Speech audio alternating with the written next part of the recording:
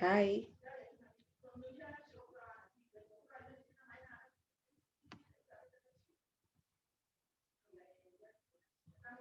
I'm on standby.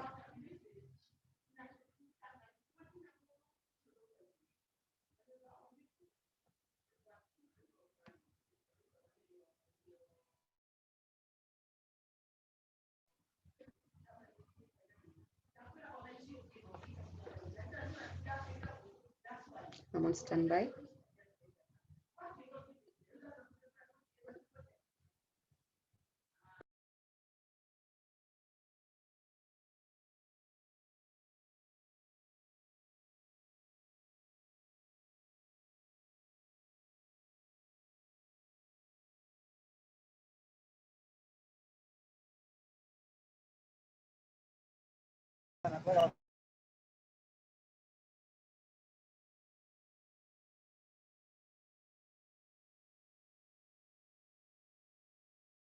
Hello. Hi.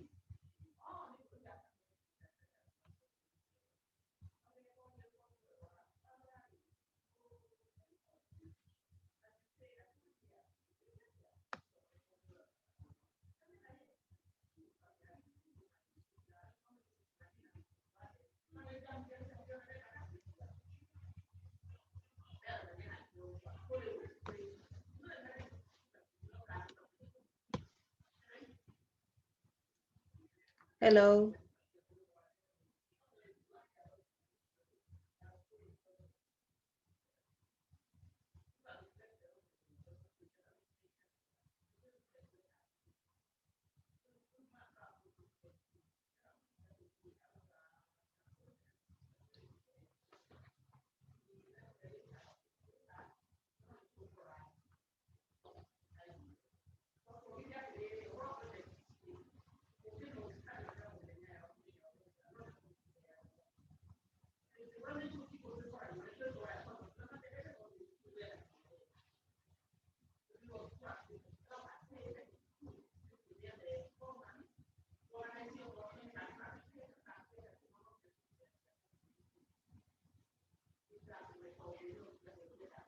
Hello.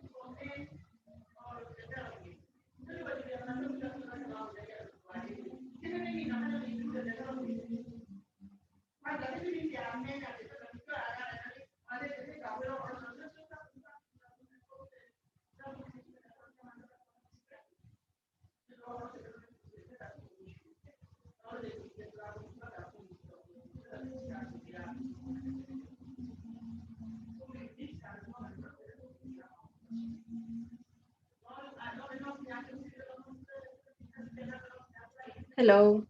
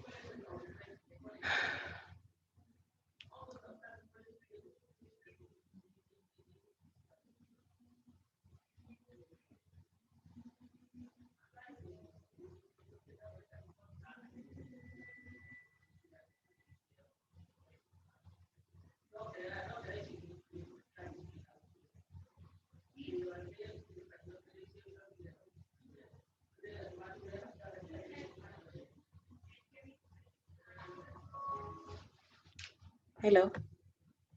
Hello.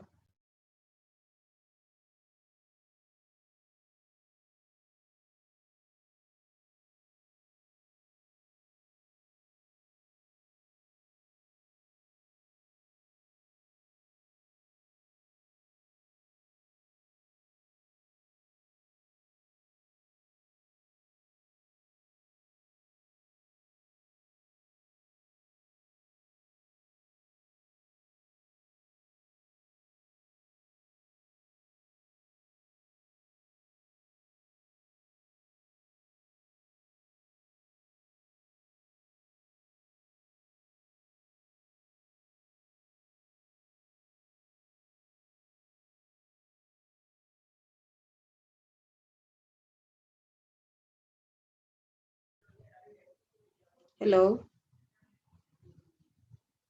Hello. I'm on standby.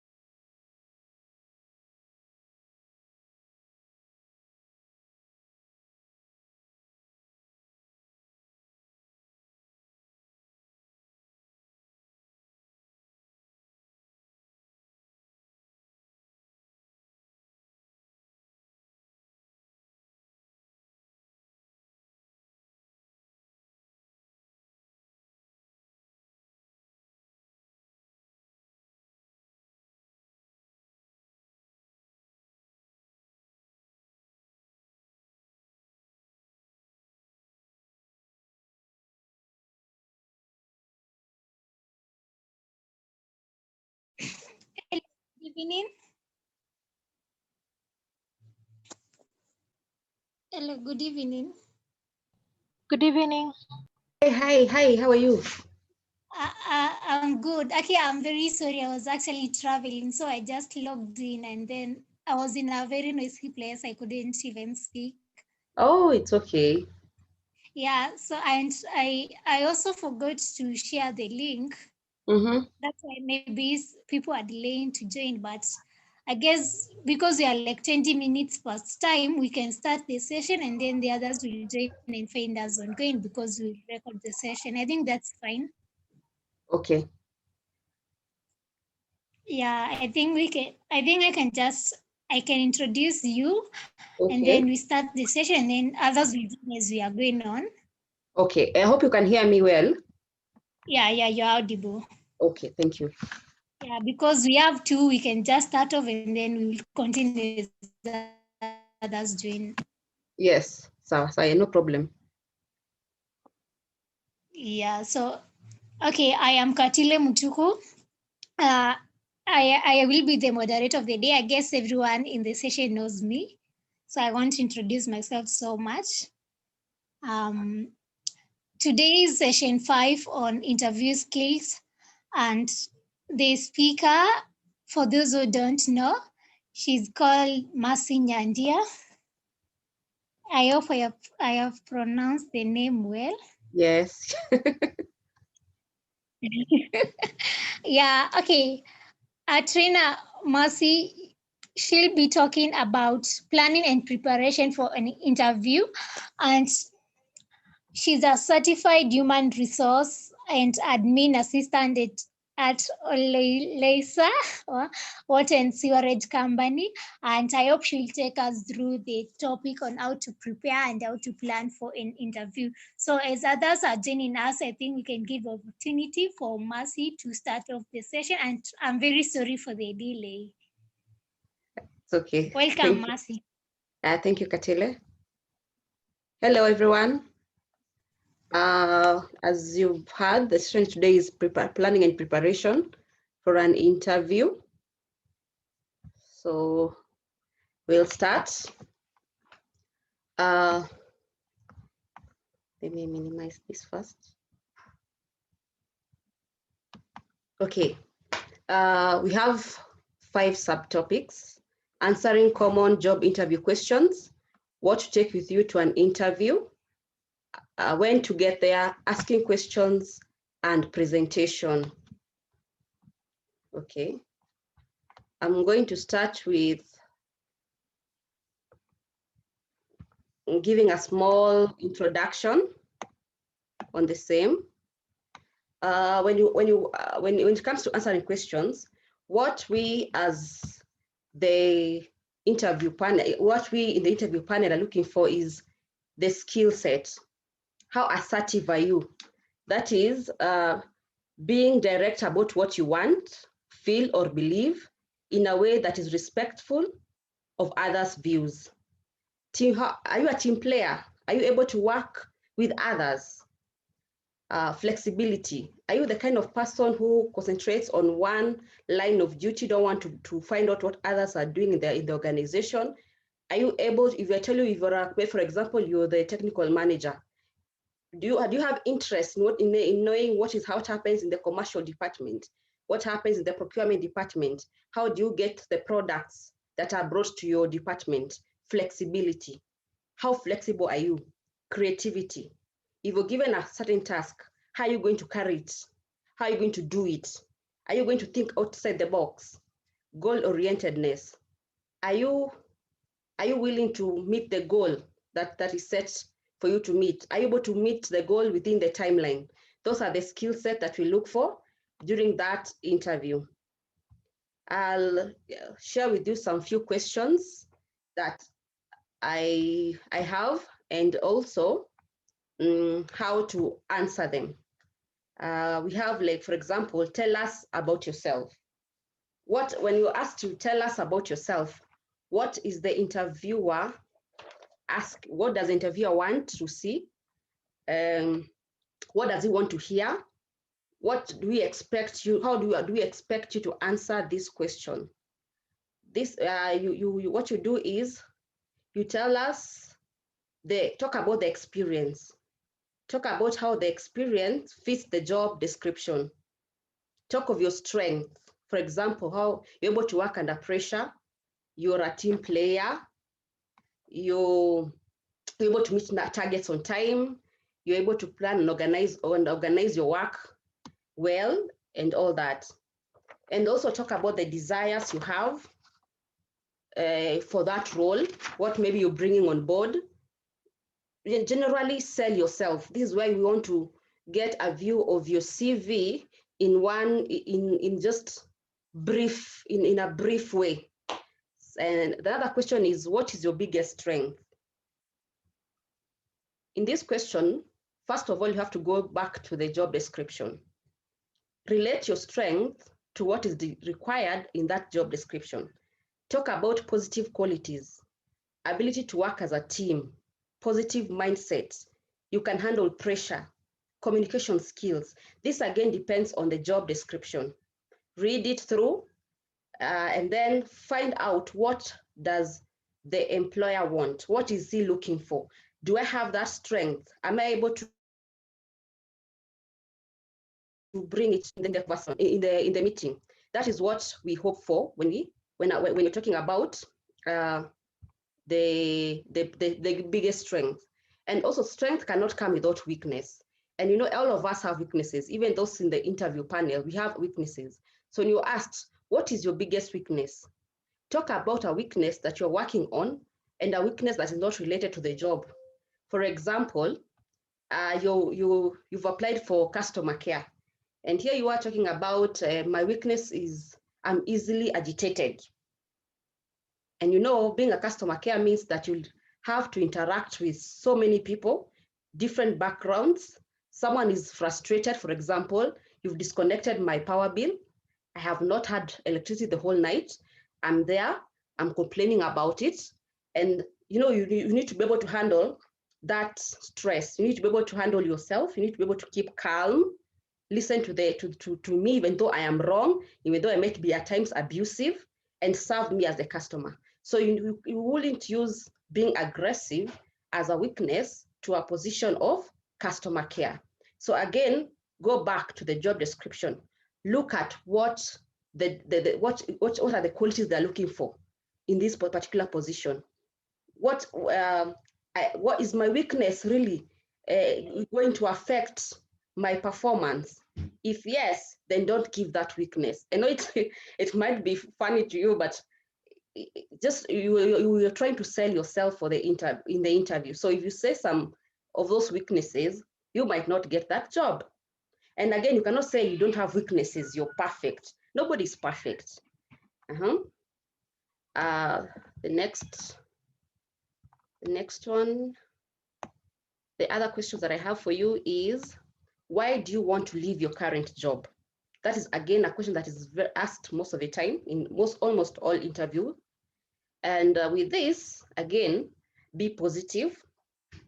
Talk about your aspirations for the future and how this new position is a positive step towards achieving your long-term goal.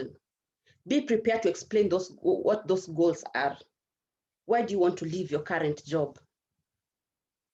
Maybe you feel like you've been there for 5 years and maybe you've gained enough skills and the knowledge, and therefore you need to pass it along you need to go to another company and maybe get more knowledge and skill. Maybe that company that you've applied for, you've researched and found out that there are things that they are doing, like maybe they have a more advanced career, a more advanced way of doing things, more advanced technology, and you want to try it out, or you want to work with people who have that kind of knowledge and skill that are going to also pass it along to you. You know, look for positive things, but do not also backmouth your previous employer. If you are fired, for example, and maybe you were fired because maybe you were customer care, and one day you went to work and a customer came in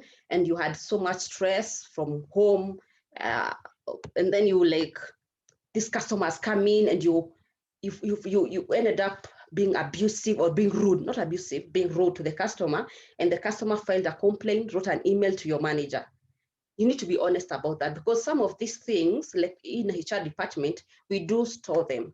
So if this particular employer decides to call or to find out how you are from your previous employer, he or she can easily do that, because you just make a call from the reference, talk to the previous employer, and then you'll be told, hey, this person did 1, 2, 3 things. Or even can even show that you file. It can even go to that far. So you need to be honest about it on what you did. Say, yes, it was wrong. I know I did wrong. I shouldn't have talked to her the way I did. I was stressed up. I was going through so much. But that experience has also made me learn something, and become a better person. Because after that action, I lost my job, and things were bad for me. Maybe you were stressed out because your kid was out of school, and you say, yeah, my kid was sent home from school. I didn't have money. It is January. I was stressed up, but I was going through so much. And I ended up laying my frustration on this customer, which was not fair. It was not right. And I do not blame my employer for firing me, because that was not what was in my employment letter.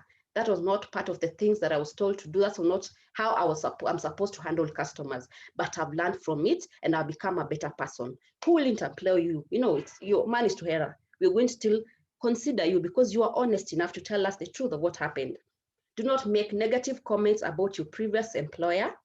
Don't say that the pay was bad. Oh, I left that workplace because they were paying me 30,000, yet I felt like I deserved 100,000. No, because again, you still find another employer that is paying you 200,000, and I'll feel like your employer that you'll end up leaving me too, because I'm giving you this 70 and you've gotten 100. So be very careful when you're answering this particular question. Another question, why do you want to work for us over other competitors? This is whereby you are advised, whether you get this question or not, you do a research of the company. About us, there's a part called about us in the companies. Research that about the company. Look at the web. Nowadays, there's technology. Go search, find out what they do. What is so unique about working for Loleza Water as compared to Nairobi Water? What is so unique about working for KBC? Look for those unique values, beliefs, products that this particular company offers as compared to other companies. Do not badmouth the competitor. Just leave that aside. Do proper research, talk about that particular company, what values it adds to you, how it improves you as a person, how it can improve your career. Maybe you can even talk of you had how they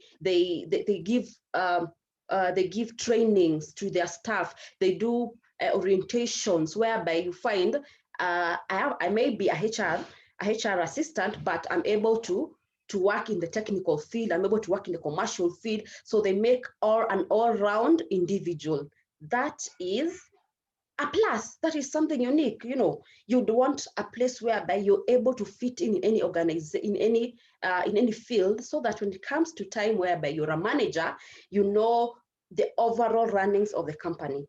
That is a plus. That is good. I'll be like, hey, and you've researched that much. You can even nowadays even have LinkedIn. Go to LinkedIn, befriend the staff from that company. Ask them questions. How do you deal with? How do you feel about working for this company? What do you do? What is so unique? What do you love about working for that company? And they will share with you. And you're going to go to that interview, you feeling so vibrant and so sure of yourself. And I can assure you, you'll get that job. Another question, and if I'm too fast, kindly tell me, what skill would you bring to this role? Again, go back to the job description. What do they want? If it's a customer care, they're looking for good communication skills. They're looking for being able to organize your work properly. They're looking for being able to to work under pressure. They're looking for, look at those skills. Write your skills down and then merge the two. Keep them positive and relate them to the job description. Look at look at first, what does this, not about what you have, you as an interview, you as a person looking for this job. No, look at what the company wants, the skills that they are looking for, the unique capabilities they are looking for. Do you have those capabilities? Now say them, all of them, with confidence. What makes a good team? This question can be asked this way, or can be asked like, have you ever worked as a team? Have you ever been in a team? What were the dynamics? Or if you are a team leader, how would you handle your team? How would you ensure that the team meets its goal? Those are the same kind of questions, but asking the same thing. When you talk about a team, what is a team? What makes a good team? One, you have to have different skills. It only makes sense if I was in a team whereby we all are good in mathematics, or we are all good in English. It is good to have a team whereby we have different skills coming together. That in that way, you'll be able to have the best product at the end. Also, a good team is whereby there's consultation, there's support. You support each other.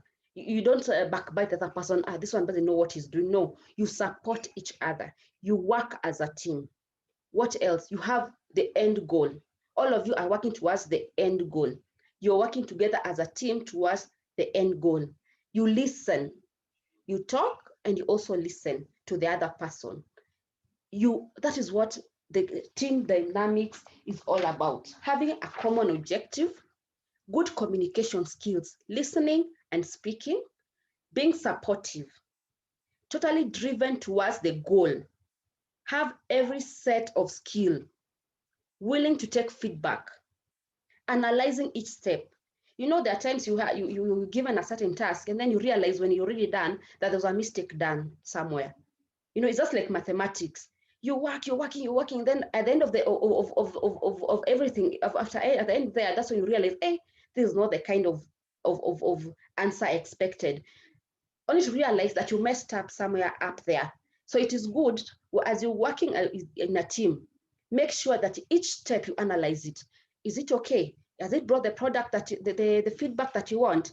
Yes. If no, then what went wrong? How can we rectify it? That is what being a team is all about, and that is what you being a team leader. How will you ensure that all this is met? Being a team leader, it means that you involve the participants. Tell them this is the work that we've been given. How do you think we can work best to ensure that we meet this goal? Let the participants participate in making the rules and regulations, in coming up with ideas, so that at the end of the day, the members of the team own the results. They own the whatever outcome that may come. Next one is, what has been your biggest achievement? Talk about an accomplishment that is in line with the requirements of the job you're applying to. You can use the STAR method. Set up a situation. Talk about what you did, that is the action. Talk about the results of what you and your team accomplished. Pick something that helped you and or your employer, something that you enjoy doing. Your biggest achievement, it doesn't have to be something big, wow, no. It can be something simple, but it is related to what the job needs. For example, let me go back to customer care because it's just simple. Anybody, I think anybody who has communication skill can become a customer care if you want to. Let me use customer care. Mostly, they're the face of the company. That's why I like using them so much, because they're the face of the company. If a customer care messes up, she or she might mess up the whole company. So if you're a customer care, when you ask what is your biggest achievement, you could have come up with an idea whereby maybe clients came in and then they were seated all over. And then you decided, no, let's have a seat at the door so that as they wait, they sit there and then come in one by one. That is also something, that is something you created some sort of you created some sort of organization, instead of anybody coming in at any particular time, or maybe you came up with having them make a line instead of them cramping around the door. You came up with the idea of having maybe writing number 1 here, number 2 there, number 3 there, so that everybody steps on a number 1, number 2, number 3, so that at least there's that space, there's that air to breathe. That is still something that you came up with that was not there before, that helped in the mpangilio of the office, if I may use that word. You see, that is still something. It's not something very big, but it is still something that you did it yourself. It is you who are the hero of that particular thing. I will also see that and I'm like, oh, so you saw there was a problem and you came up with a solution to that problem. It may be small, but it's still a solution. That is what you're looking for. Where do you see yourself in 5 years? Where do you see yourself in 5 years? Stress your interest in long-term career with the company. Do not talk of my 5 years, I see myself in another company, a big company that I've been wanting to work in with the skills gained in this particular company. That is a no. Talk of something that is going to in that same company. Don't tell the employer, for example, the interviewer, in 5 years' time, I want to be where you are. I want to be sitting where you're sitting. Some of you are so, they will just say that, I want to be where you're seated. It doesn't come out well. It's like you're threatening the interviewer. Just tell them, in 5 years' time, I want to get to a position where I'm able to train others. I'm able to pass over the knowledge gained through the years. If an opportunity comes in where there is a promotion, I wouldn't mind moving a step higher. That is okay. Do not confuse ambition with arrogance. Employers look for focused and determined individuals who know what they want out of a career, but not those who will do anything at the expense of others to get where they want to be. There are people who are so aggressive. They're so, is it the word aggressive? When you want to get up there at any cost. You don't care about any other person. And you show that to the interview panel. It doesn't come out right. Use your own example. Look at where you are. Maybe you're getting in as a customer care or as an assistant. You just talk of, I'd like to to learn more, be better in my field. And maybe if an opportunity comes in to be an officer or a manager, I will take it. I wouldn't mind having that. But you see, you're also respecting those who are interviewing you in the process. What to take with you to an interview? This is I'm sure I know people here, they are okay, they have no problem. Copies of your resume. Although there was a time I was doing an interview and a staff an interviewee came in and she said that she had already sent the resume via email. So I think she did not see the need of coming up with the resume, but it is very important to come with it. That the resume plus the original certificate of your KCSE, your diploma, your degree, all that, your ID, you need to go with it to the interview. Pen and paper to take note of surprising insight they share, name of the HR in case you need to do a follow-up email, pre-written questions for your interviewer. At the end of the interview, you'll usually ask, do you have any question for us? Most of you say, no, I'm okay. You shouldn't be okay. This is a new company. You want to know more about it. You want to know whether you really fit in that position, whether this is an organization you will be happy to be in. So kindly carry questions. Be curious, carry questions with you. Breath mint or floss. At times, you might go, even us, you might go somewhere and then you feel like, am I really sure about my breath? And then you're hiding your face and all, it happens.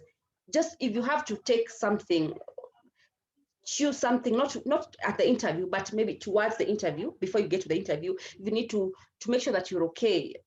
just do it. Anything that is going to give you that confidence, carry it with you. But as long as you don't go chewing in the interview panel. A bag, briefcase, or portfolio that neatly contains all your items. It is so nice. Let me tell you, it is so nice when you're interviewing, and then you find the individual come in with a very nice file with all documents neatly put in, and you just perusing them, you know, as compared to having someone come in with several documents, you know, carrying several documents, and then you know, it's presentation. There's something called presentation. We want to see you having neatly put your documents in a file. You know, we just perusing, we're just going to peruse slowly. We just, and with that, you won't find things dropping, the other things falling, other things being left behind. You're going to have everything. And then at the end of it going round, we'll give you back your file neat as it came. Instead of having, you carry your CV in paper, and then you have your certificate, and then you have your ID, photocopy of your ID. You know, it is not neat. That presentation itself, carry a briefcase, a portfolio, carry it, let it be neat. Directions on how to get the interview. It is very important. You find at times, although I'm going to discuss it in the next subtopic, you're going to Utawala and don't even know where Utawala is. Carry your phone, put Google Map. You know, get to know where the direction is, and get there early enough so that you're able to have time to even refresh. That I'm going to talk in 5.3. So let me not discuss that more, but that is the main item that you need to carry when you're going for an interview. I won't discuss that much, and I'm sure most of you already know that. When to get the interview. You should be at the interview location at least 30 minutes before the interview starts.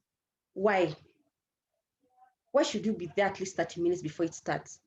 You need to unwind. You've been walking, maybe you were in a matatu. For those who have been blessed, you were driving, there's a lot of traffic, there's a lot of noise, you know, hooting and all. You need to get the interview, calm down, breathe, sit down, go to the washroom if you need to go around the environment, look at the offices, look at the environment.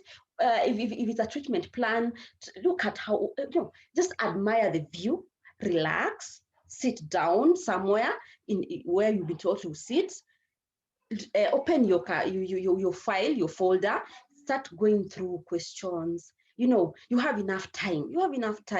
Yeah? You'll even be sitting there and you're asking, what time is this interview? You know, because you're ready. You've relaxed, you've had your time in this world. So you're ready. Instead of coming to rush, you're rushing, already you're sweating, you're tired, you have a headache because of how much traffic, you know. You need to get, and anywhere, by the way, it's not even in the interview, even at a workplace. You need to go there early enough, relax, sit down, put your things in order so that you're able to have a good day. You know, that's what I'm talking about. Get there on time, not even in the interview, anywhere you go, get there on time and you have a wonderful day. Asking questions.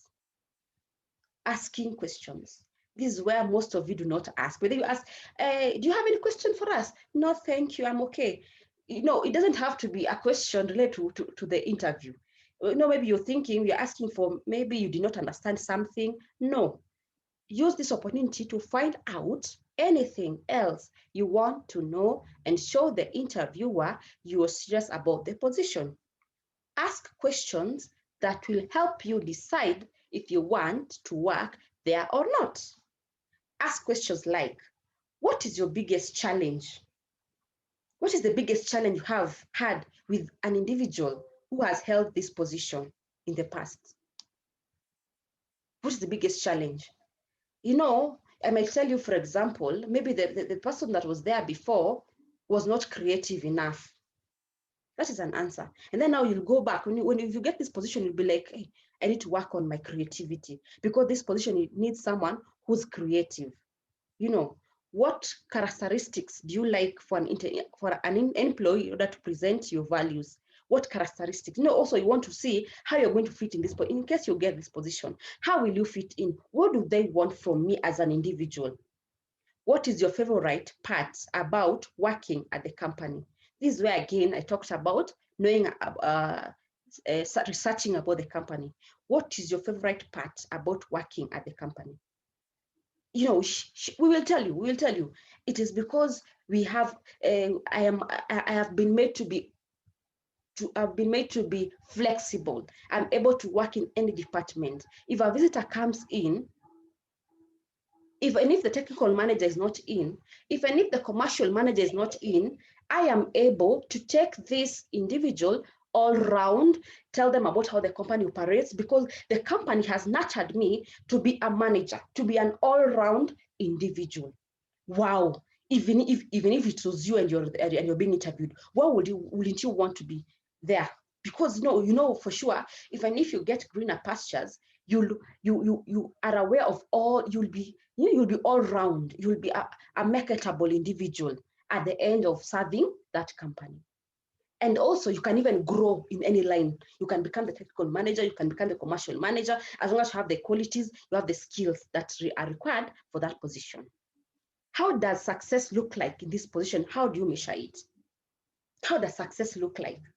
For example, I will say right now we are getting a revenue of 13 million. So if you could get to around 15 million, that is success.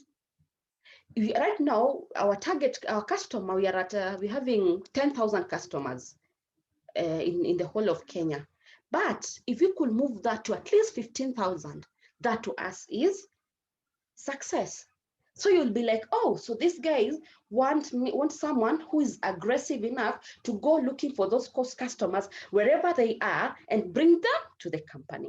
That is where you get the opportunity to really get to know what this company wants, what this company is like, how these staff are treated, how these staff feel about that company, and whether you really want to be part of that team. Presentation. In many organizations, the interview starts as soon as you arrive in the building.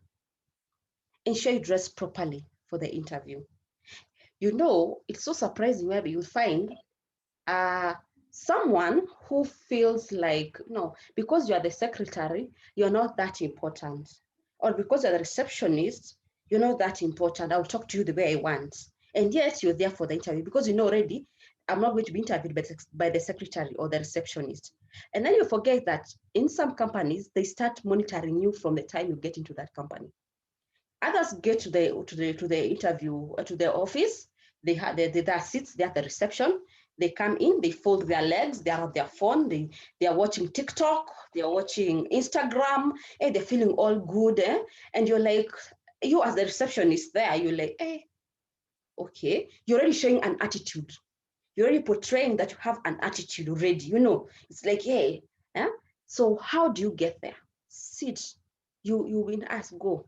Introduce yourself to even the receptionist. Full name, job title of the role you are interviewing for. And then you fill your name, because most of the time you find that you fill the name at the receptionist desk. Greet that receptionist. Tell them your name. You're interviewing for this particular role. Sign. Write it down. Avoid taking out your phone to pass time while you wait and watching loud music. At times you have earphones, but you could hear the HR is passing by. You don't even know that is the HR. She's looking at you. You're just busy. You don't even notice that she's passed. You need to be very careful. When someone arrives to greet you, stand to meet them with a smile and give them a handshake as you introduce yourself, giving your full name, because you don't know who is passing. At that particular time, you do not know anybody. So anybody can be anybody. So you need to be very careful how you present yourself from the time you enter that gate. Even the watchman, give everybody heshimu kila mtu. Pea kila mtu heshima zake. Respect each and every person that you find there, because you do not know whether you're the same people you're going to find on the other side. During the interview, when you enter the interview room, greet them confidently. Avoid distraction and keep eye contact. Be confident and comfortable. Be aware of body language. prepare what to say. That is my presentation. I have some questions for you, but before that, I would like to see if anybody has a question first, before I give you some questions, and then that you will answer. I have around 5 questions. I want to take most of my time on asking you questions that will help you prepare for your interview, questions that will help you become more creative,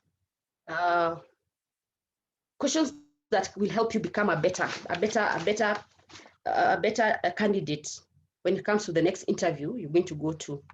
So kindly, if you have any questions, I'm waiting before I ask you my own questions,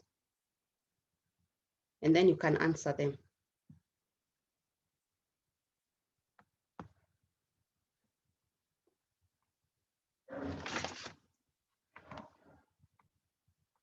Anybody with a question? Hello. Hello. Hi, Charles. Yes, I'm good. Okay. Hey. Good presentation today, and it's so insightful. Thank you. So, question is, Mm-hmm. the interviewer asks, how does your previous duties or role benefit to the position that you've applied for? Mm-hmm. So, does it mean that I should recap what I've done before and then couple it with the role that I am applying for, or should I just say my skills that I've learned all through and then I join them in the position that I've applied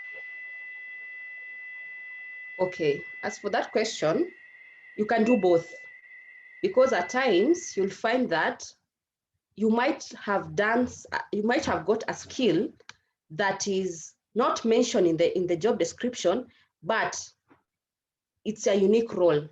For example, you might talk of, for example, you're looking for a security guard, and then we have specific duties of a security guard, and then you tell us that apart from being a security guard, you've done in your organization, you did customer care, for example, or you did a bit of HR. No, they have different roles in their working, and then we'll find out that okay, this person can deal with customers, can deal with other staff, is able to accommodate different situations. You see, so I wanted to advise you to keep the other roles away, but concentrate more on the skills that they've asked from the job description. Is that okay, Charles? Yes, that's okay. And also, I have a second question. Hello. Hey, I can hear you, Charles. So, in the interview panel, okay, should I go with original documents or should I go with photocopy? What is recommended? Because some interviews you're not going to go with original copy, so can a photocopy work? okay, like in an organization, for example, you have to come with the originals. You have to come with the original documents so that you can see them. But I will advise you, it won't hard to come with the original ones. You can come with the original and a copy. So if they want the original, but most of the time we usually say there, come with original copies of, if you've qualified, even if it's an email, we'll tell you come with the original copies of your certificates or credentials. If they do not specify that, it's fine, but I will advise you to always carry your original and a copy, just to be on the safe side.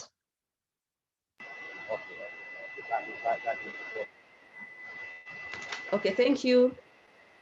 Anne? Hello. Hi, Anne. I'm fine. Thank you for this presentation, I'm actually preparing for several interviews before the end of the month. Okay.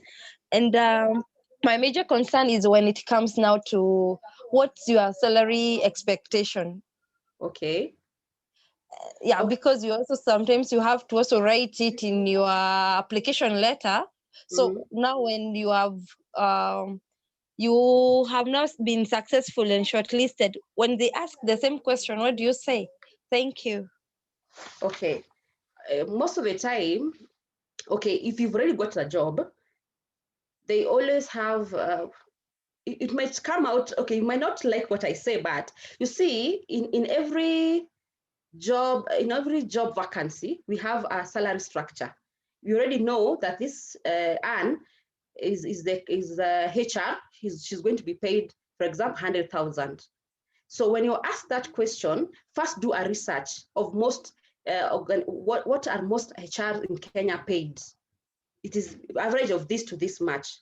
Then you can say, for example, I wouldn't mind a salary of between 70 and 100,000, but it is negotiable.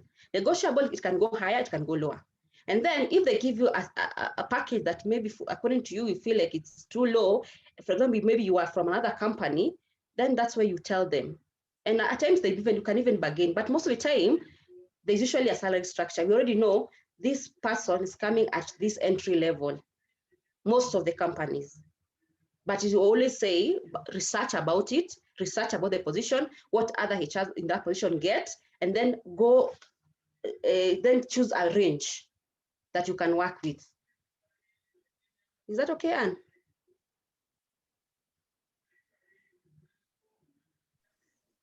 Yes, Anne? thank you. Okay, thank you. Wangare, you raised your hand. Yeah, thank you so much for the presentation. It was very useful. My question on those of us in the service industry, okay, and how we can, not only in employment, but also in consultancy, how we can create an online brand and maintain it. And then, but two, there is a culture in the industry whereby either services in the service industry are too expensive or they are completely free. So as a provider, what steps can I take to ensure that, for instance, at a job interview, companies are asking us nowadays to do interviews for 3 hours, 4 hours, I don't know, write a whole report. They claim that it is is the technical or practical bit of the interview, but actually they are using people to do the work during the interview, and the desperate job seekers have no choice but just to do the full report the way the company wants at the interview stage. It looks more like you have done the whole work even before you are given the job. And then if you're more highly qualified, they'll probably take that job that you've done, remove your name, then assign it to somebody who has less qualifications and who they can pay less money. So I keep wondering, for desperate job seekers out there, of course, there are so many con men, but what I'm talking about are bona fide big organizations doing this to job seekers. And in the service industry, you kind of have to give something to get something, but what measures are implementable to prevent abuse and being exploited, as well as creating value for yourself and having people know that they actually need to prepay for this service and up to here. So in other words, job seekers may not know that they are being exploited. One time I went for an interview, actually to the same organization twice, and they kept telling me, you are number 2 and you are below by 1 point. I asked them, what is the issue that made me not get the job? I really thought I matched. And they were very kind. They had a long phone call with me. They said, oh, the problem is that you're overqualified. You know, you've done everything right, but the way we see it, our budget will never afford you, but we like you to keep coming for the interviews. We put you in our database. So when I was told that the first time, I thought it was out of goodwill. And so I went the second time because the lady was very encouraging. She was like, you know, we are a big organization. We have a database of job seekers, and please keep applying, and always renew your certificate of good conduct. One day we'll get a good match. But after the second interview, it really occurred to me that there might be something else going on. Now, I happen to know the people in my circles who get the jobs from that organization. And one time I asked my friend, what happened in this job? You got it, I didn't. Oh, the friend said, you don't know? You are overqualified. And in any case, we used your concept, the proposal you were told to write during the job interview. The one, you remember the one that lasted the whole day? I'm like, yeah, I remember. I did all the work. And so I'm always number 2. And so that was after the second round. I decided I'm never going back to that organization. But I also wondered, where do job seekers go? Desperate job seekers go when they're exploited. And those of us in the service industry, who protects us anyway, you know, and you know, I may never go to court for such an organization, but I hear it's a very rampant and common thing. And right now, as I speak, I'm also handling a lot of people who've gone through that, especially, I think, because there's very little regulation, and the one who needs a job is the one who's so desperate. There was also another case, somebody tried to start a call center and wanted to get, you know, many people enlisted, but he did not have the end product, like, you know, so he wanted job seekers to pay to enter into the call center for the chance to get a job, but he does not have a single bid on his desk. You get it? So in other words, he's asking job seekers, pay me money, come into my office. I'm going to put you on a platform, a database, just in case somebody needs you. You know, this is very common also. We now have people who are enlisting people into huge databases, putting them online, and, you know, some big organizations like the UN have me on their database. I would agree to be in the UN database because I have actually gotten you know, opportunities by being on the United Nations database. But some of these other organizations, I keep wondering, do I keep enlisting, sending my CV to all these? It's like headhunters who want your CV, but really there's a very, very little chance something will come through because they don't have they're asking you for your CV because they want to bid for a tender and get a lot of money and say, oh yeah, we have enough capacity to handle this. But then they'll never hire you as the individual. They'll just use your credentials, and they will pretend as if you are actually an associate with them, you know? So there's a lot of misuse now with desperate job seekers' details, and people now giving biodata that's being used for all kinds of things. Even the one you write at the building, you know, at the entrance of a building, you write your phone number, your name, unapata kusikia, your email and your phone was used, I don't know where, you had no idea, you know? And people are actually really exploiting people. So please tell me about those two scenarios and what to do. Thank you. Wangare. Wow. Honestly, it is sad that that happens. And I wish I had a direct answer for you. I don't know. It happens, but I wish it didn't happen. And some things it's hard to control. You know, even in the interview panel, that's why we find there are so many people in the interview panel. We may not find just one person. And at times that you might find 2 out of 5 are honest and sincere, but that's why you can't find, it's hard to find all of us agreeing to one thing. And I don't know, as a HR in my profession, I may not talk much about that, but it's sad. It's really sad. I feel you. I understand your frustration. It's something that we need to work on as the HR. You know, at times we need to empower ourselves as the HR. There's some things we have no power over. Even as the HR, at times we tunafinyiliwa kiasi. You might give your proposal, you might know this is the right way of doing it, this is the way it's supposed to be. But now putting this right way of doing things out there to the relevant people who have the right to sign and confirm things, we are still struggling. Honestly, we are still struggling. I'm in a group, in the CHRP group, and we have these cases coming up over and over again. And it's at times you reach a point where, you know, so you also have bosses. You know, as much as I'm the HR, I also have a boss. And you might want to do things the proper way, but at times there are other things to calculate, other things you need to calculate. Let me use those words. So I know it is sad. I don't think I can even, I just feel, I feel it's sad, it's hurtful, it's painful. It's not how it's supposed to be done. But honestly speaking, I don't think I have the best solution for you at this particular moment.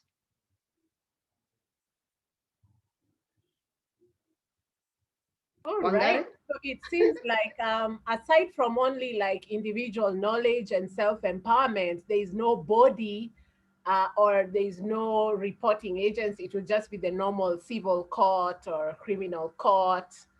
There seems to be no organized way to handle grievances of desperate job seekers, especially in the service industry. You know, I feel like what even Josephine Mwende is saying, asking what I deserve, my salary, they always also want to see that they'll tell you something like gross. The gross salary we can give is this, but they'll hide a lot of the other things. So I think that one of the solutions is like this training to have self-empowerment, because people won't tell you when they want to start conning you. They'll just, you know, trick you into doing this and that. There was a time I was hired, my first job, and I was told, you have to join the circle. The minute I joined the circle, then I don't know, suddenly there were all these things we had to pay. It was just weird. And when I left the job, I wanted to leave the circle. They became hostile. I just left everything. I mean, so I think this training is really the first step. For me, I think the solution is in job seekers empowerment. And if we organize ourselves into cartels, like the way those, like the way those con men are also in cartels, but our cartels are for good, people will have group force and they will say no to something. Because why would you, as a desperate job seeker, pay for a COVID test? You know, why would you pay for this, for uniforms, you know, to join a company? Why are you supposed to be paying? I mean, and then there's all this list of things you have to also get, the 6 documents people are usually asked. Chapter 6 of the Constitution. It's crazy. So, you know, something like a certificate of good conduct is valid in a day. I mean, I can have a certificate and I'm just doing my own things, you know, criminal. So, I think these are very good training. It's great to empower us. Thank you. Welcome, Wangaren. Sorry. Sorry, I couldn't answer you maybe the way you wanted me to.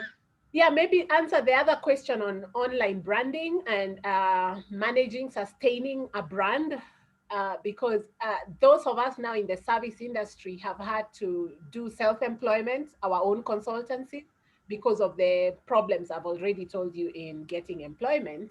So how then do you build and sustain an online brand? Okay, with that, you have to look at the customer, the target customer that you're looking for. What are the changing environment? What like, for example, there are times where you find people are buying boots, and then time comes where they want sandals mostly, depending on the environment and the changes that are coming in. like now mostly people are on digital. They want to do. You look at what is trending. What are people looking? If your target is youth, what are the youth doing mostly? Like now we have TikTok. People now prefer TikTok to YouTube and the rest.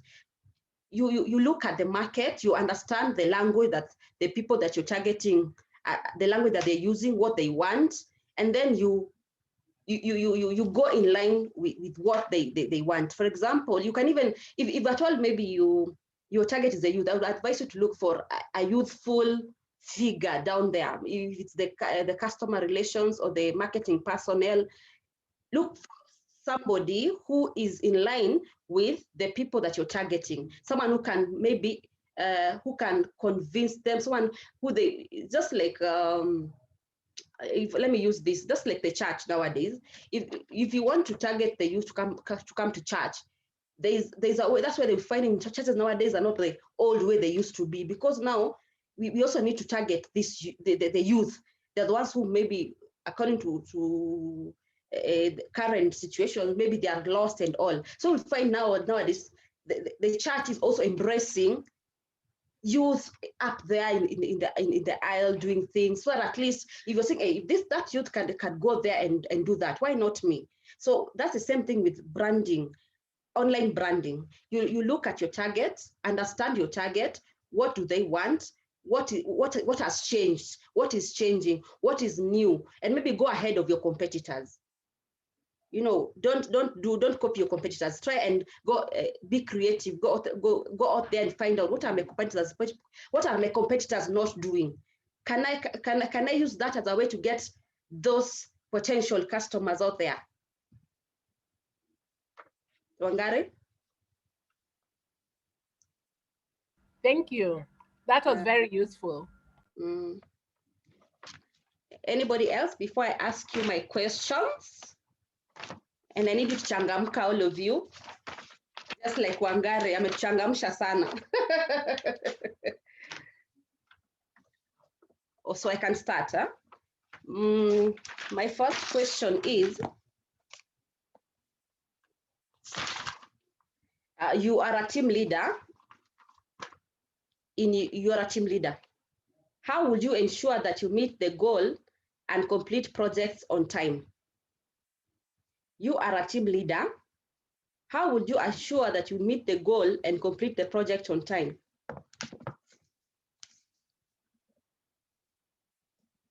Do I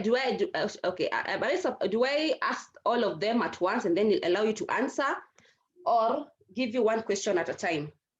Anybody please suggest? Because we have 4 questions. Wangare, where are you? Let someone else try. No, I'm asking if I ask all of them at once, or I ask one at a time. One at a time. Okay. I also support one at a time. Okay. I also support one at a time, but I suggest, if possible, yes, you can share it or post it on the chat box, because some of us are in interior places. Cannot oh my. Okay. Okay, as I do that,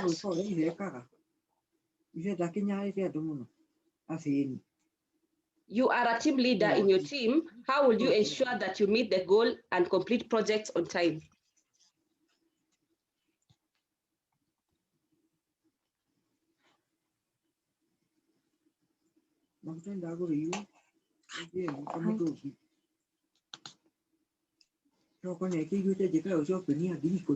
Hello. Hello. Is someone allowed to speak, or you until you're yes. appointed? So what I'm thinking. Hello.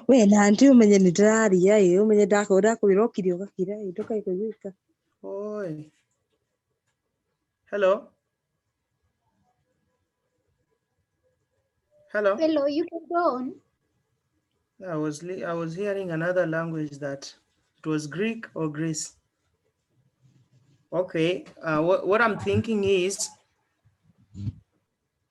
I think one of the thing that as a team leader you should do is to ensure you delegate roles, and you ensure that every member of the team, at least they have a role. Uh, I mean, like, if the goal is big, you break it down, then you assign roles to different people. Then after assigning roles, now you push for these small assignments, which eventually will lead to a bigger goal, rather than you be on top there doing everything. I think delegating roles as a leader is key when you want to achieve a goal. Thank you.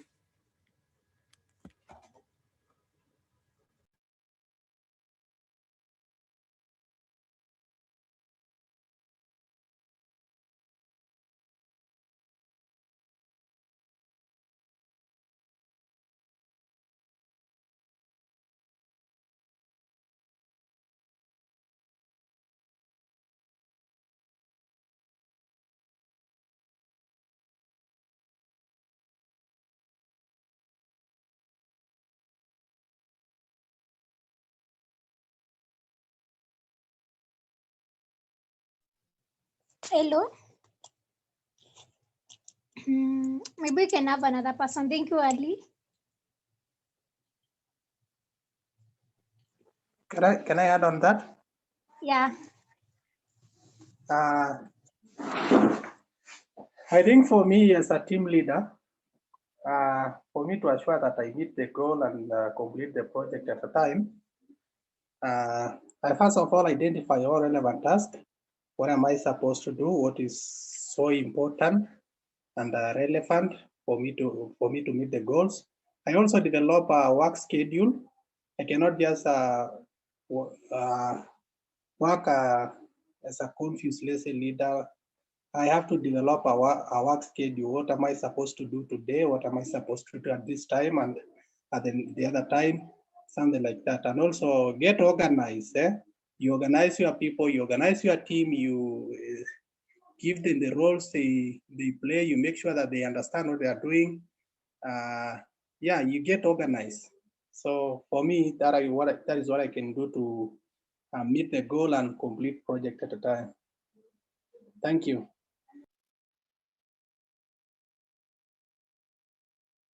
Thank you, Jacob. Thank you, Jacob. Maybe we can hear from someone else.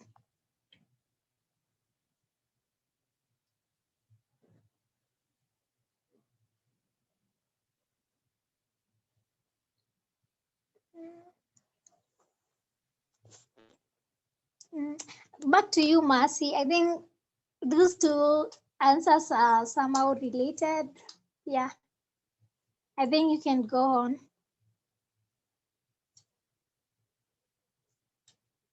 Sorry, can I say something? Yes. So I feel like, especially online now, sometimes there's a challenge because if you have a WhatsApp group with some leaders and they're supposed to be assigned something, there's something called group effect.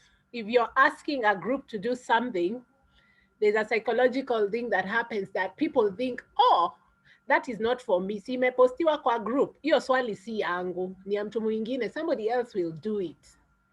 And that's a very common assumption we have, especially because the nature of, say, WhatsApp groups, you look at the message anytime.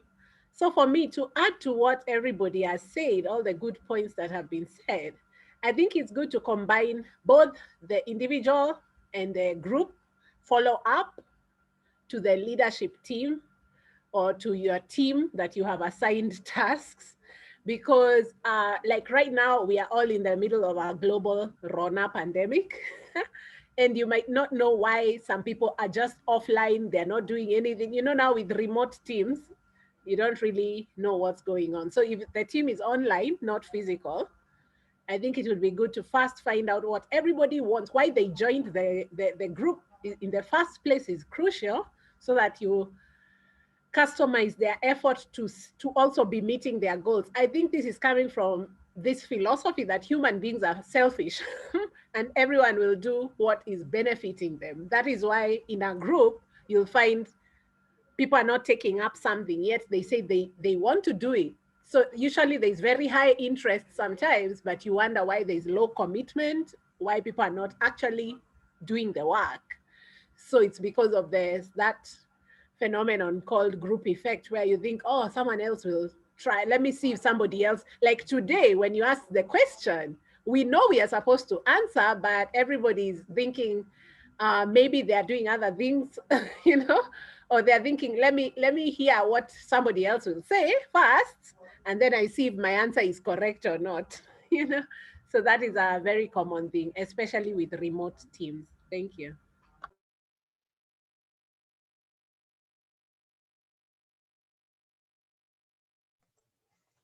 Thank you so much, Wangari. I also accept that that's a common problem that is upcoming nowadays due to online things, online training, online meetings. Yeah, you find like when you're dealing with other people, they just find most of them are just followers. There's that category of people called followers. They're actually following everything that you are saying, but so dormant. Yeah, so thank you so much, Wangari, for that point. Maybe we can hear from Mercy, the second question.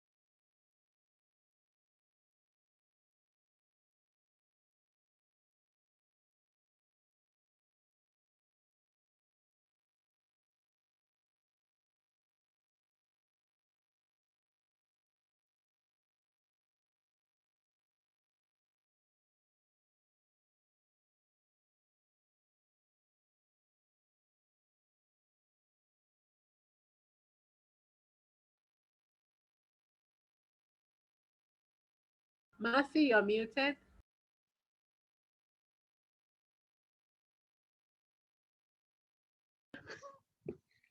In your career life, you might find yourself in a situation where you're applying for a job that is different from your line of work. In such a situation, the employer may ask, if a position becomes available in your current field, how do you approach being offered this job versus being offered a job in your current field? And I'm asking that in the now and not and in the future.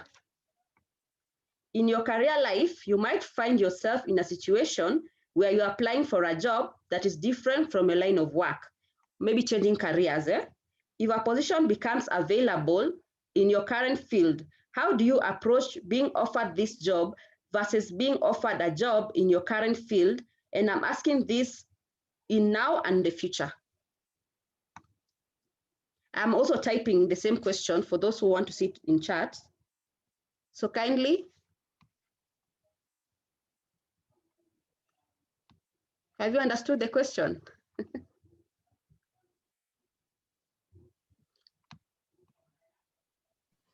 Kindly make it somehow easier.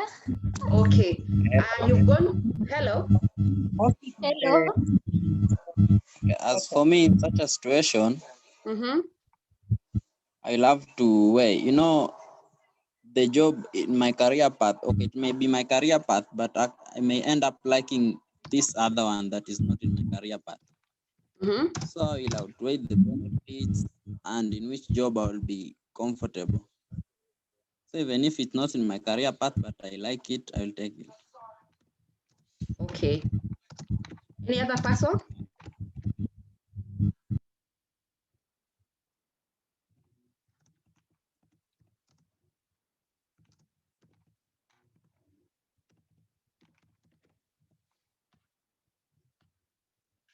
Any other person wants to try? You're applying, okay, you've gone for an interview you're a customer care and you're applying for a position of, for example, public PR, not PR, PR is related to customer care, for a different role, like for example, marketing. And then another position comes in the customer care. Will you stick to customer care? Will you stick to marketing, or you'll opt to go back to customer care? That's what I'm asking. If a position becomes available in your current field, which is customer care, currently I'm a customer care, and I've applied for a position in marketing, how do you approach being offered this job of marketing to being offered a job in your current field, which is customer care? That is what I'm asking. You're changing fields and you get a position that is the position that you are good in. Will you stick to the new position, or will you say that now, since now the customer care has come up, let me go back to customer care and leave this this marketing position? Hello. Hello. Okay, for me, I think if I have gone to marketing, I have acquired skills in marketing, and if it's fit for me and I feel comfortable when I'm in that position, I think it's better if I strengthen my skills on it rather than going back to customer care, because I think the fields are related in one way or another. Yeah. So if I just look at my strengths and my weaknesses. If I have more strength in marketing, then I'll go for marketing and stick to it rather than going back to customer care. Okay, thank you, Katile. And for me, I think for me, I think I prefer to go back to customer care, or it depends on what I love most. Maybe I went for marketing because of maybe high salary or something, but I love most doing customer care services. So for me, it depends on what I love most, what I love to do, what makes me happy. So if for customer care, the other job is being offered for customer care, and I love being a customer care, I prefer to go for that position, or that work that I can feel happy and good when I do it. Thank you. Okay, thank you. Thank you. Anybody else, kindly? I was going to say, we all have transferable skills, but there are some disciplines or some professions which can apply more transdisciplinary skills, like transferable skills, than others. There's some jobs which are so highly specific that you can't really have any other place where those skills can be applicable. But a lot of these client-facing jobs have transferable skills. In any case, we've all had to learn, like now on Zoom, nobody went to school to learn how to mute and unmute yourself, you know? So we've all just really had to learn a few things on our own. So, and then there's the aspects of personality. Some people are go-getters, they'll be industrious. Some people really need a classroom situation with a live teacher for them to learn something new. But nowadays with online courses, you could literally have a whole master's in each of those fields you've mentioned just on your computer like that, you know, and free of charge as well.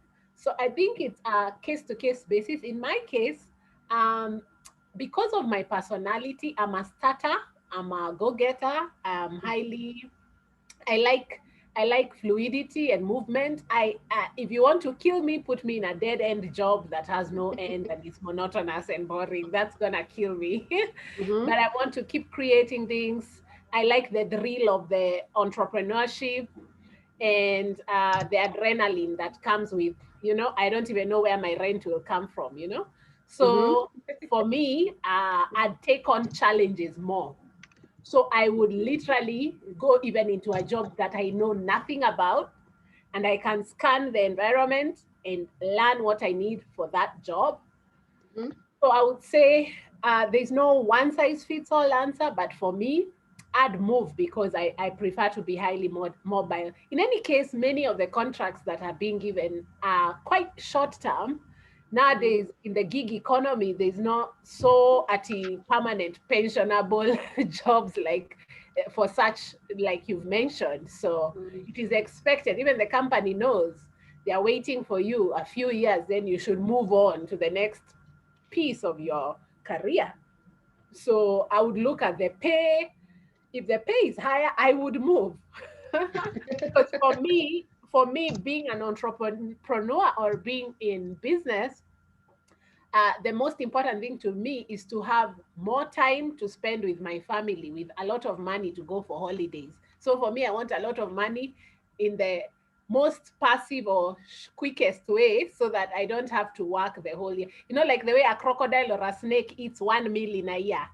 I'd rather just make a lot of money at once and then stop working for like a while as much as I can so that I can afford time with the people I love. So many people enter into work careers for different reasons. So that is for me. That's what I do.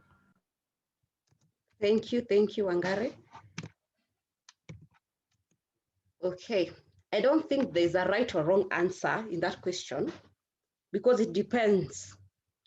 It could be that this new position, as the as a marketer, will give you more experience and exposure and the maybe adrenaline you need. So you'd prefer taking it. But to another person, he'll be like, okay, I think I still need to do more in my customer care field. And this organization is different from the organization that I was in this, it's just about explaining yourself. I was a customer care in my previous job, and maybe we used to market one product.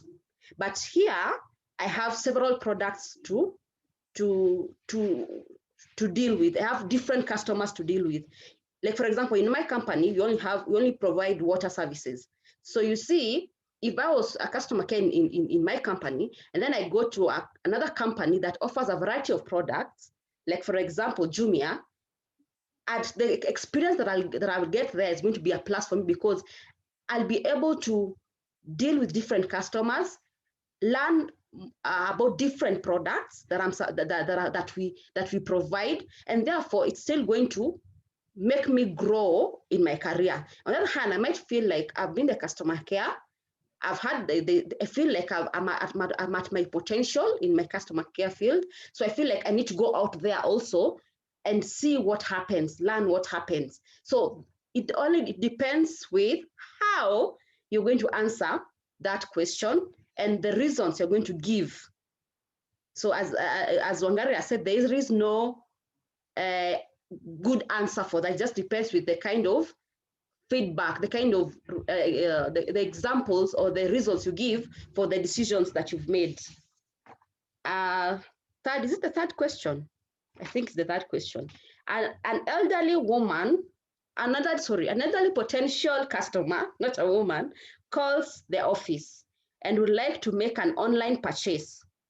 This person has never dealt with any online purchase and has never done any online purchase. So she or he has called you. Kindly walk me through your conversation. I repeat, an elderly potential customer calls the office and would like to make a purchase, an online purchase. This person has never done any purchase online. So kindly walk me through your conversation.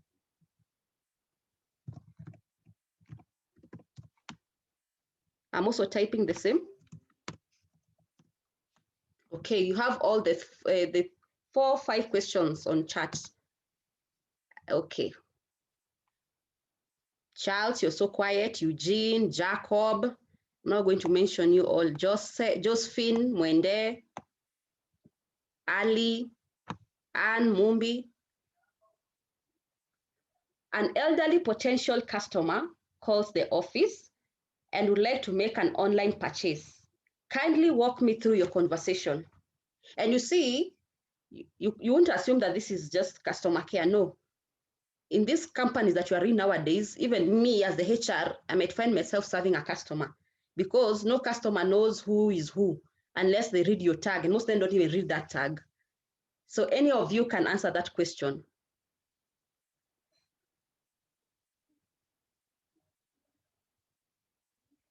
Anyone? There are more questions, so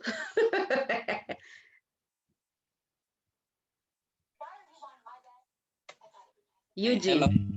Hi. Hi. Hi. How are you? I'm good. How about you? I'm good. So for me, what I'll try, Mm-hmm. since an elderly person, first I will start with the salutation, trying to figure out the language that the elderly person is comfortable with. Mm-hmm. So I may greet her or him in Swahili, English, then figuring out. Mm-hmm. Then let's say the person is comfortable with Swahili. Of course, I will use that. Mm-hmm. And then, you know, the elderly people, they like to be treated with respect. Call them mom, dad, like that. Take them through the range of product we have. Mm-hmm. And then ask him or her what product she, by calling, she wanted to buy. Okay. And then explain in details those stuff. Yeah. Mm-hmm. Yeah. Thank you, Eugene. Thank you so much. Anybody else?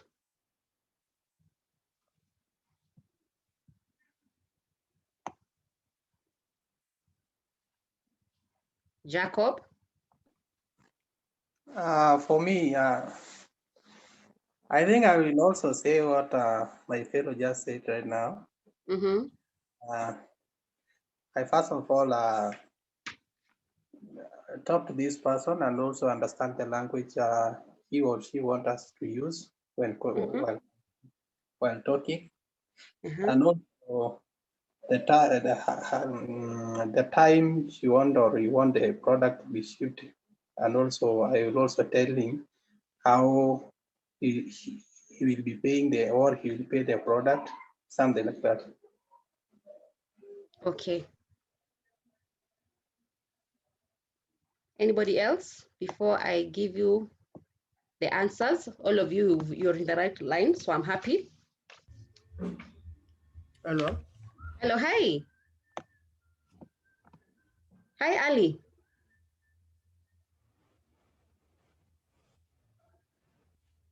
Hello. Hi. Hi. Okay. So I think for me, Mm-hmm. hi. Yes, I can hear you. I think for me, Okay. just adding to what my fellow colleagues have said, Mm-hmm. I think relationship building is very key. Yes. First you ensure that you have created a good rapport with Mm-hmm. the elder, depending on the level of education of this person, because also we cannot assume all the elderly people are not schooled. Most of some ni wako so knowledgeable, that's why maybe wanaweza access hata vitu online. Mm-hmm. And also you share the benefits that the old person or the elderly will get for choosing that product. And also you share a bit of the side effects if it's a product that iko na some side effects, ndio next time, because when you share that with the mzee ata make an informed decision, because most of the people wenye wanauza vitu, most, and I'm not saying all of them, but some, okay, not most, some don't share the other side of a product. They just pump you with good words, and when you're not even very keen, you find yourself umefanya impulse buying and really hauko unahitaji hiyo kitu, but wamekupush. Yes, it's a good strategy in business, but also I think when you share the side effects with the elderly person, you will help them a lot to make an informed decision, so that wakienda at least wanasema kuna hao watu walinisaidia na wakanielezea kila kitu, you know. Wazee huwa wanashare, unlike us young people most of the time, na ukipata kitu ni fit unaweza amua kukanyagia you could benefit solo, lakini wazee wanakuanga na ile anaenda na share na mzee mwenzake. So I think when you really explore about the product kwanza ya online, akiona ulimserve fiti, ata come through next time na ata share na mwingine. Yeah, thank you. Okay, thank you so much, Ali. Anybody else? Okay.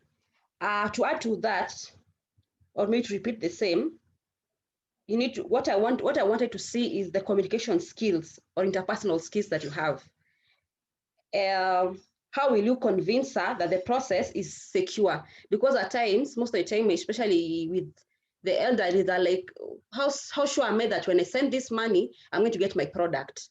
Or if they're using card, the cards, the ATM card, how sure am I that you won't deduct more money than is expected to be deducted? So you need to ensure that you convince her that everything is okay. You give her or him the variety of products that you can offer, and you also do follow-up to return a customer after you've sent the product. Call them later, ask the customer, did you get the product? Was it okay? Do you have any feedback for us? Call. Do not text, do not call, because that one is an elderly person. So do not call, email, or call him or her. Find out how the product was, whether it was helpful, and with that you might find yourself retaining the customer. You'll even find in organizations like in ours, whereby you find a customer will still look for you. Like, for example, in my case, I was once a customer care. I did not just go up to the HR assistant. I was once a customer care, and up to date, that was like close to 3 years ago. Up to date, I still have customers who call me direct. They don't even want to call the customer care line. They call me directly to ask a complaint. Why?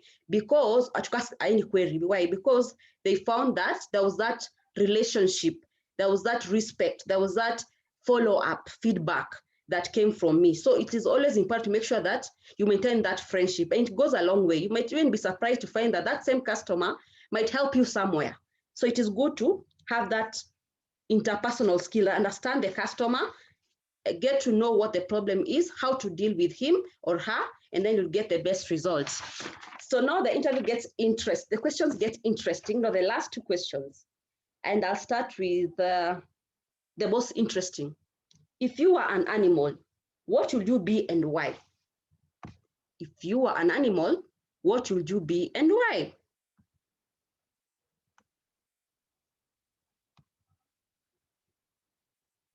If you were an animal, what would you be and why? And what animal would you be? Josephine? Can I go? Yes, you can. I think I'll be a lion. Why? I think a lion always sees an opportunity in any circumstance. Like when a lion sees an elephant, he sees meat. He does not see how big it is. He sees an opportunity to enjoy himself, and in case of akonanja, he will ataona tu food, hataona venye ni kubwa. Yeah. So yeah, also the courage yenye lion ako nayo, despite venye anakaa tu mdogo hivi na ako very strong, the fearless in him, hiyo ndio ningepick. Thank you. Thank you, Ali. Hello. Hello, hi. Yeah, I'm fine. It's Charles. I could be an ego. Wow, why an eagle? Yes, I've seen how it works, and one thing I've noted with an ego is so intelligent. Mm-hmm. It hands when even you are around, it hands. So I could be so intelligent that I take the slightest minute or second that I have to take an opportunity. And also, it has no limit of flying. I've watched it, and it has no limit of flying. So I could, in my own opinion, I couldn't limit according to how many opportunities I could get. Wow. Yes, and definitely an ego gets what it wants when it wants. Okay. That's a good one. Yeah. Thank you. Thank you. Anybody else? Wangare would like to be a leopard. I Okay. prefer to be a leopard. I am looking to get more passive income. Yeah, so I prefer to hunt ones. Nice. Anybody else? Jacob? For me, I prefer to be a lion also because of how strong the lion is and also the courage. So, and yeah, I like to be a lion. Nice. I'd like to be a cat. Why? Because I like being pampered.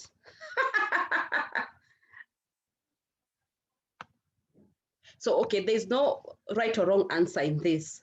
So most of the time when you ask this question, why would ask that question, particularly why you want to be an animal, we would like you to relate it to what your qualities, the qualities maybe that you've mentioned up there. So you look for an animal that has such traits. Like for example,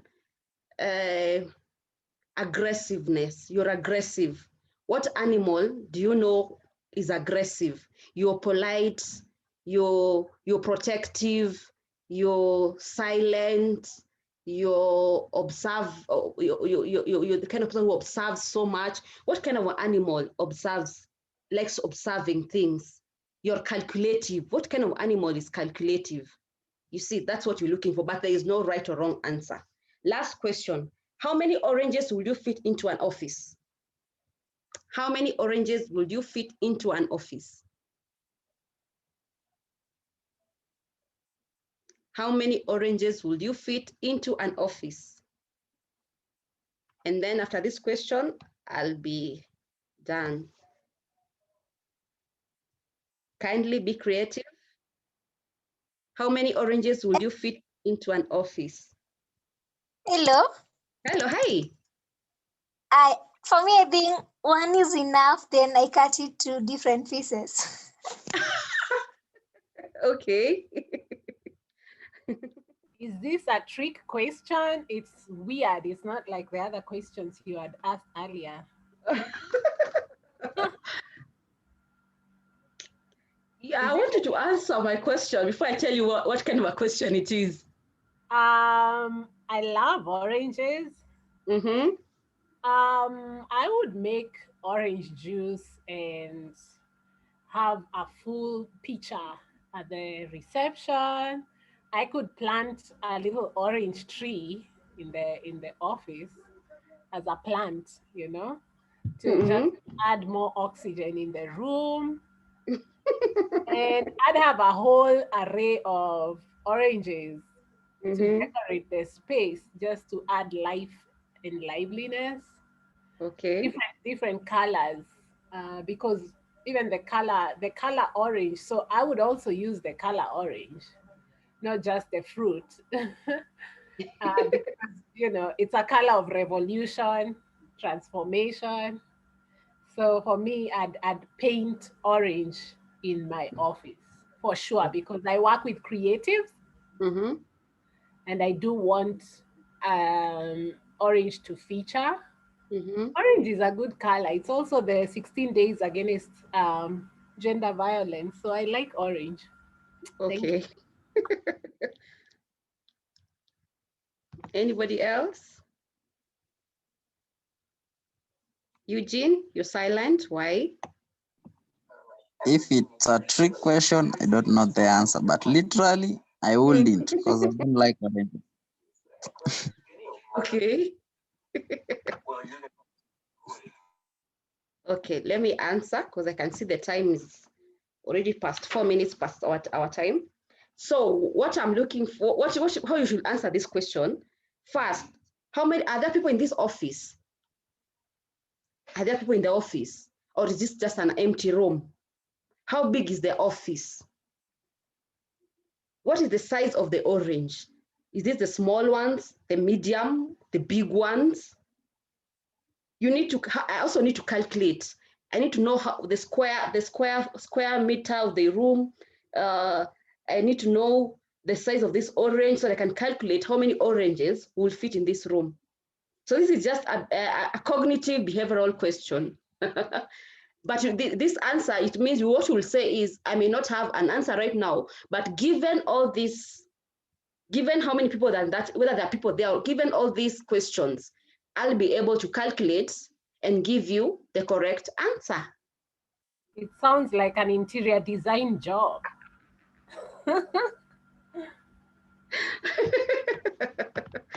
Yeah. Or a farmer who's selling oranges. Okay, thank you. Thank you all so much. I appreciate the feedback, the way you've answered questions and asked questions. It's been an interactive session and I appreciate so much. Back to you, Katile.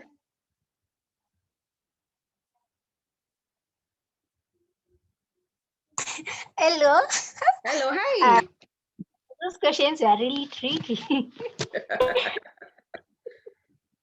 But anyway, I guess it's the new way in which interview questions are being done. So these interview questions are somehow tricky for some of us. So anyway, I'm really happy. Chelsea is saying that having an orange house. It's such a wonderful session, and I'm really happy for such a session. And I'm most of the people who are really participating. Yeah, and I really thank you all for attending. Sorry we started the meeting late, but it was just awesome. So maybe anyone from the audience who has a question?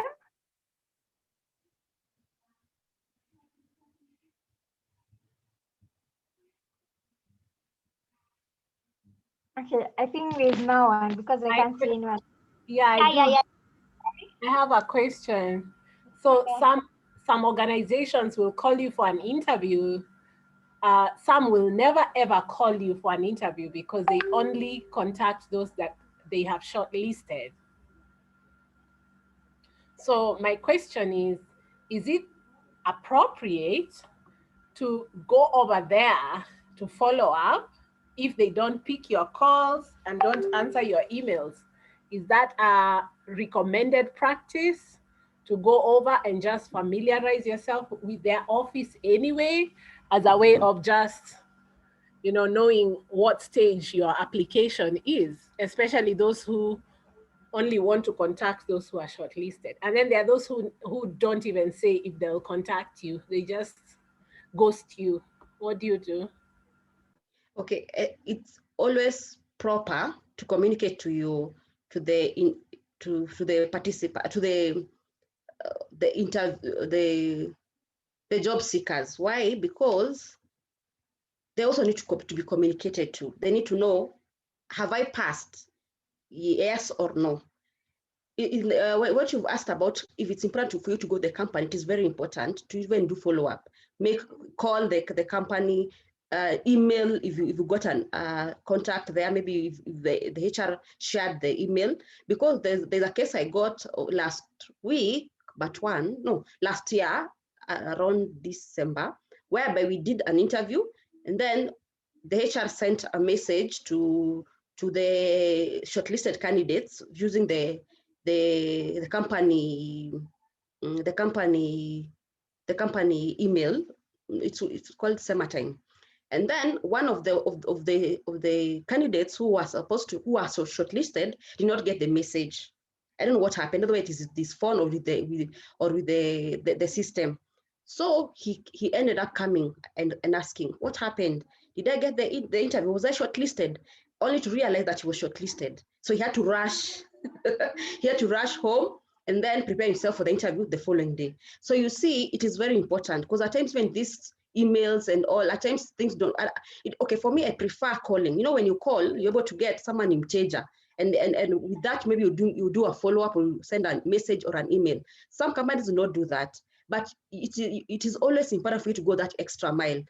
Send an email, call, go there physically, because you might be in the shortlisted list, but you never showed up. So the company will assume you got the message, maybe you're not interested, or you got another job.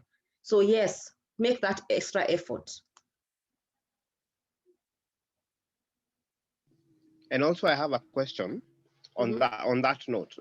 If I found out that I have a call, definitely it's a new call, but probably they were calling me for an interview or telling me that I have succeeded.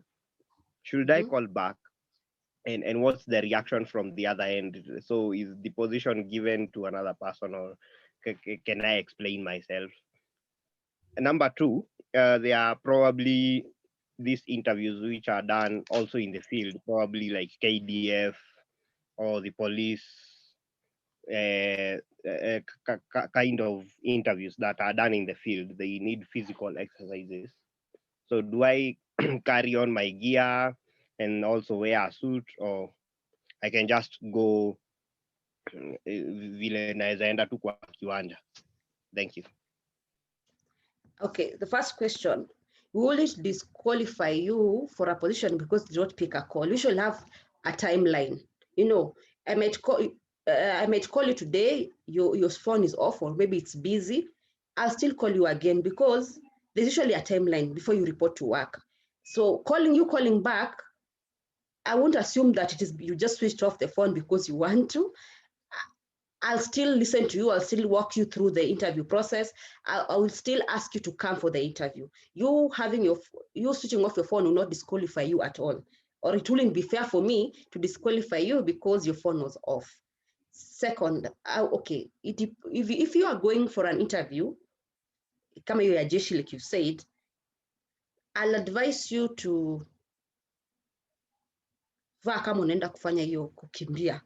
Because if you wear a suit, unless maybe you have some other clothes carried, you've carried some clothes in a bag, you go and change.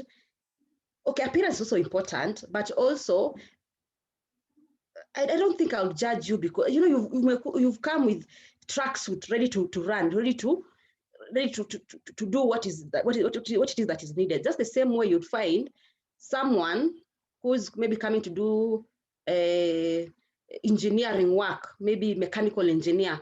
He will carry his briefcase with tools inside, ready to. I'm even ready to start now if you let me to work now. You see, so even the overall. I've seen people coming with the overall. You know, as long as it's decent, it's clean, I don't think there will be a problem because you're coming representing the position that you're taking. But on the other hand, also look at your appearance. You know, try and if you can carry it with you and then you go change, fine. Because it depends. The interview panel depends.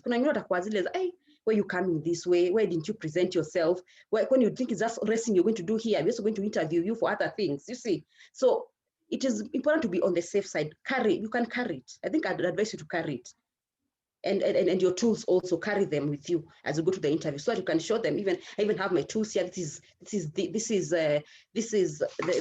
track. So this does this. This is, you know, just carry them with you. So that if you're told to run, you just remove whatever suit you have, and then you go and start racing.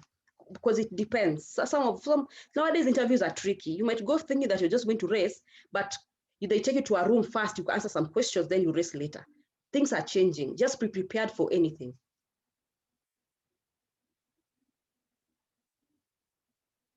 Thank you. Thank you so much. Okay, thank you. Is it important to have a customized CV, or you can have a generic one that you take everywhere? To customize, because you have to check the job description and match your CV to the specific job you're applying for. Because the CV that you send, for example, for a customer care assistant job, not the same CV you can send for a customer care supervisor role, or a commercial manager role, or a technical manager role. You see, you have to customize it depending on what is required for that job. Do not use one CV for everything, for every application. Kindly try and look at it and see what is needed of me in this position. Do I, and work on the core values, work on the skills. Those are the things you rectify. Those are the things that you work on. If it's about the duties, look at the duties that are related to that job. Don't lie so much, but also try and sugarcoat it kidogo, so that they can see. You know, the first thing we see for as the interviewers is your CV. We don't see you, we don't know you, we don't know whether your papers are legit or not. So sell yourself through the CV, and then when you come, now sell your real self. So customize it. Let it be in your HR, in your admin, in your customer care, depending on the job description.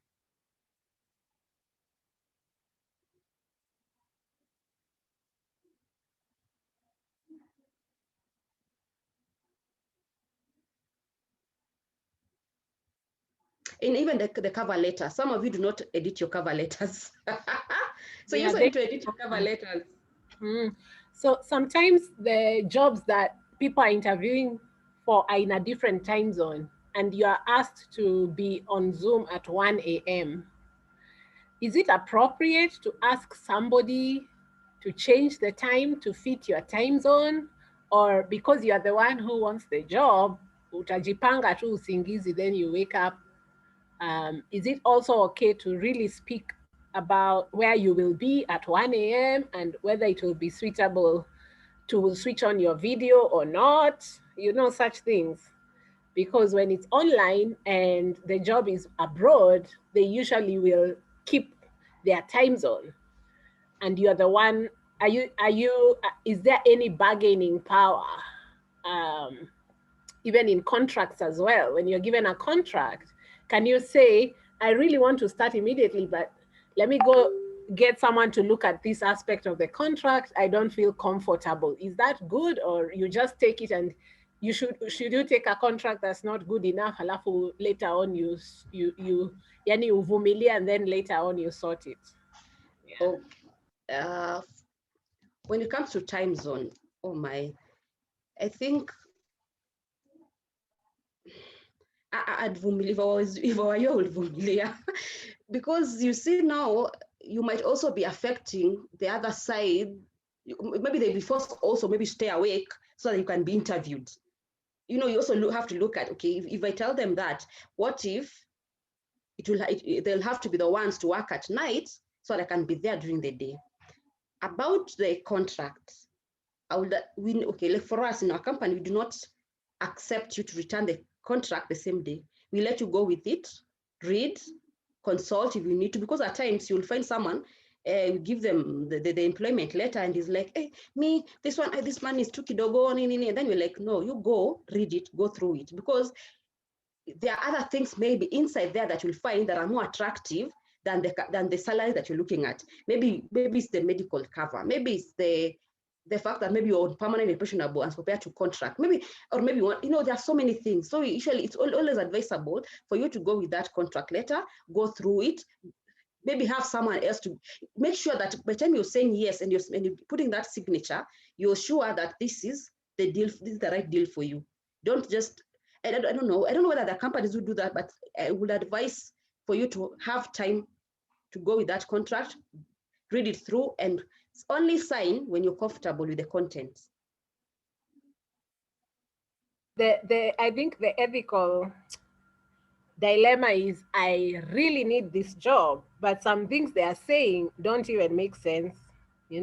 I may not even have money to hire that lawyer, or even my lawyer friends may not want to help me, you know, but then it's like, do I just enter and then I try to work on like better terms? Or so the dilemma there is, you feel like if you go at it and stay with it, they might replace you, because everything is time sensitive, and most organizations hire when they're also desperate to fill a slot so that they can move the bottom line, which is the profits inside of their company. So they're not like sitting around waiting for you to go read. So do you ask that directly, explicitly, or, you know? If the issue, if there's something in the appointment letter that maybe you do not like, I would advise you to ask the HR to help you go through it. If it's a must, you give the response at that particular time. We are very kind. We won't have a problem. We'll just go through it with you, tell you this. But most of the time, I don't know. I prefer if you may be told to go and come back tomorrow, or if you're signing at that particular time, have someone, even the HR, talk to her or him, and let them go through the content with you, so that at least you understand what you're signing. Because if you're it is and important. Then there's many organizations that ask for your NHIF, NSSF, KRA. Then you think, oh, they're asking for like to actually put you on a payroll. But if you're on a contract term, unapata, it was just for their statutory requirements. So like, if you go realize later they told you that they are gonna do this and that and they did not, what then do you do? Again, you have to you follow the law process, which is so also in helpful. other words, job seekers need to know the law. They need to know the law. Wow. At this rate, I'll become a lawyer. Yeah, it is sad but true. Okay, I've not had such an incident in my case, but you really have to know your rights. So like, are casuals supposed to be paid for NSSF and HIF? Okay, like, you know, in our case, casuals come in. It's just the ones we request them by demand. You see, but it depends the kind of organization. And there are organizations whereby casuals are there for a long time. You find 1 month, the other month, the other. If you've stayed for a long time, they need to be paid for the deductions. But for us, we usually have on need basis, so we don't need to do all that. But if you're there for casual month, a month after month after month, what happens? What needs to happen is you need to move from being a casual to contract, because you've been there for more than 3 months. Yeah, but what they want to do instead, organizations want to keep interns coming, casuals coming on a rotating basis. And they even charge interns nowadays, you know, like in my field, you go to Kenyatta for an attachment, you pay to be there because it's so competitive. Everybody likes Kenyatta Hospital. So unalipa pesa kufanya your attachment there. That's not supposed to happen. Like with NITA, what happens with NITA nowadays, if you are attached through NITA, it is you're not supposed to pay. It is the work of NITA to find your attachment. So I don't really understand why they are forced to pay. That's not in order. Yeah, and then now with the new CBC, the competence-based curriculum, there's a lot more demand on of these skills. What are you doing for young children who are in school so that they grow up learning this? They don't have to suffer like us adults. What? Okay, can you ask that question again? Sorry. With the new CBC, what have you done to teach children these skills so that they don't suffer like us adults from the old curriculum? With the new CBC, oh my. Right now, okay, I believe with the current curriculum, students are more, they are taught to be more self-sustaining. Not like us, you can start your own jobs. You don't have to you're taught about talent, how to develop your talent, how to, I think the kind of children or the kind of employees we are going to have in the next future, they are more exposed than we were. So I think they're going to be the ones employing most of the people, or maybe employing themselves, which for me is a good thing. They won't like depend so much on employed work or employment. They'll be more of self-sustaining, which is very okay for me. I hope I've answered your question. Yeah, I think you've spoken to the Z generation. Yeah, they are quite unique in even how they look for work. Yeah.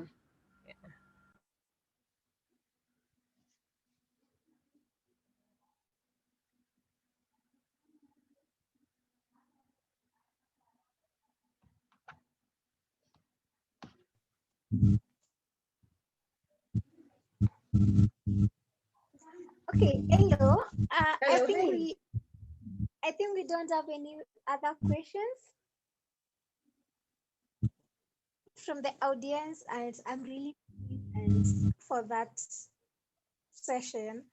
And thank you so much, Mercy, for having your time and leading us through the short, and it was very well elaborated session and so interactive. I'm really happy for that session. So maybe today I don't want to end the session, so I'll just maybe appoint someone to end the session. Maybe Eugene from our group may give the parting shots.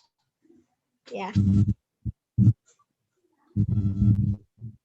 Hello. Hello, hey. Hi.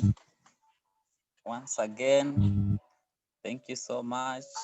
I think this is the only session about interviewing that I've been active and I've listened attentively. Especially that question of orange there got me. It has changed my perspective of thinking. I usually don't have that cognitive thinking, but from today, I think it has helped me. So thank you so much for the session. It was worth that time. And I'm sure all the members will agree with me. They have learned something. And as we struggle in the job market, step by step, we fail and we'll be there. Wangari, I feel you, but I know you'll be there one day. And if you make it, you'll be in that position also. Don't frustrate others. You know, at times you make it, then you say, let them feel the way I felt. Now, once you make things smoother for others, the way you wanted. So thank you so much for today. I wish it, but I don't. Thank you, and thank you everyone for your time and for attending. Have a good night. Thank you, Eugene. Yeah.